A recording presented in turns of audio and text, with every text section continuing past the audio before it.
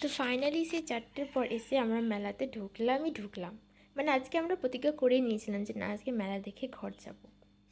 বাড়িতে কি বলেছি জানো তোমরা? বাড়িতে আমরা মিথ্যা করে বলেছি যে আমরা টিউশন পড়ছি, আর এদিকে আমরা মেলা ঘুরছি। বিরাট ব্যাপার। তারপর চললাম। ও তো বিভিন্ন দোকানে যেতে যেতে দেখছে যে এখানে দেখবো, এখানে দেখবো, এটা নেবো, ওইটা নেবো, করতে করতে ব্যাস কিন্তু কিচ্ছু নিচ্ছে না। যেহেতু আমরা ইন্টারন্যাশনাল ভিখারি, আমাদের কাছে টাকা নেই, তাই আমরা কিছু কিনবো না, আমরা যা দেখবো, দেখি মনটা একটু শান্তি করব, যেতে যাই কিছু হয়।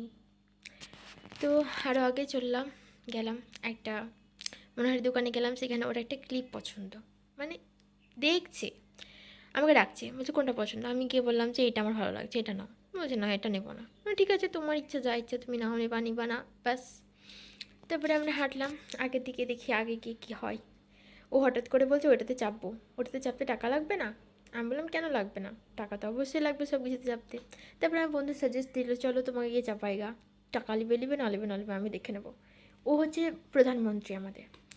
তারপরে হঠাৎ করে আমার ইচ্ছা হলো চা খাবো, চলে গেলাম চায়ের দোকানে। কপাল খারাপ হলে যা হয় আর কি আমাদের। অনেকক্ষণ ওয়েট করার পরও চা কাকু বলছে এখন হবে না, ব্যাস চললাম।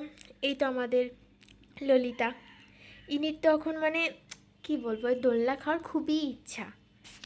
ওকে বললাম ঠিক আছে তুমি ঘুরিয়ে দাও, ওতে তোমার মনটা একটু শান্তিতে হবে। তো বললাম এই ছোটো বাচ্চা এটাতে চাপবা? বলছে না না, এটাতে চাপবো না, এটা তো ঘোরাবো।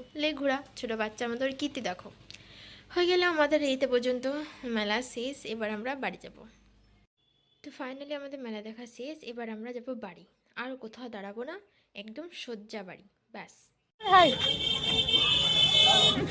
আমি হাই দেবো না নাকি? তা হাই আমার হাত তোর ফোন বলি নাকি? Bye bye bye.